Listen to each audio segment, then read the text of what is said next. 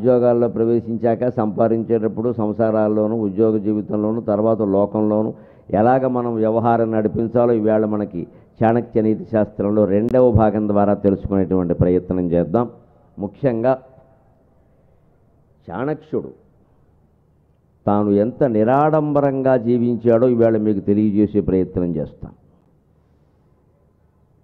కాస్త రాజకీయంలో కొద్దిపాటి నాయకుడైతే చాలు, ఉన్న ఇల్లు మారిపోతుంది, బ్రహ్మాండమైన భవనం వస్తుంది.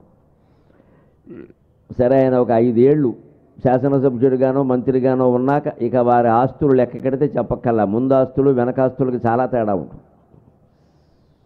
కానీ చాణక్యుడు నిన్న మనం చెప్పినట్టుగా చంద్రగుప్తుడిని రాజు చేసి అంతకుముందు రాజులుగా ఉన్న నందరాజులను ఓడించాడు. ఆ నందరాజుల మంత్రి రాక్షసుడు, ఆయన పేరు రాక్షసుడు. ఆయన బుద్ధి చాలా మంచిది, చాలా తెలివితేటలు.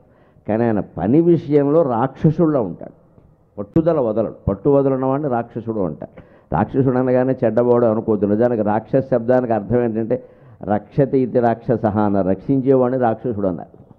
కానీ దుర్మార్గుడు అనే అర్థం ఎందుకు వచ్చిందంటే వాళ్ళలో కొంతమంది చేసిన చెడ్డ పనుల వల్ల అందరికీ చెడ్డ పేరు వచ్చింది.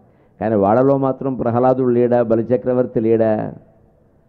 మహాజ్ఞానులు కూడా రాక్షసుల్లో ఉన్నారు. అందుకని అందరినీ మనం అలా అనడానికి వీల్లేదు. నిజానికి రాక్షస శబ్దానికి రక్షించేవాడని అర్థం.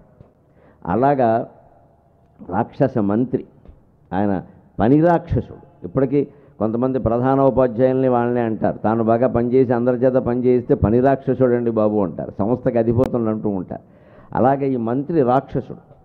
ఆయన తెలివితేటల వల్ల నందరాజులు పరిపాలించగలిగారు, లేకపోతే వాళ్ళు మూర్ఖులే. చాణక్యుడు అది కనిపెట్టి రాక్షస వ్యూహాలకి ప్రతి వ్యూహాలు వేశాడు.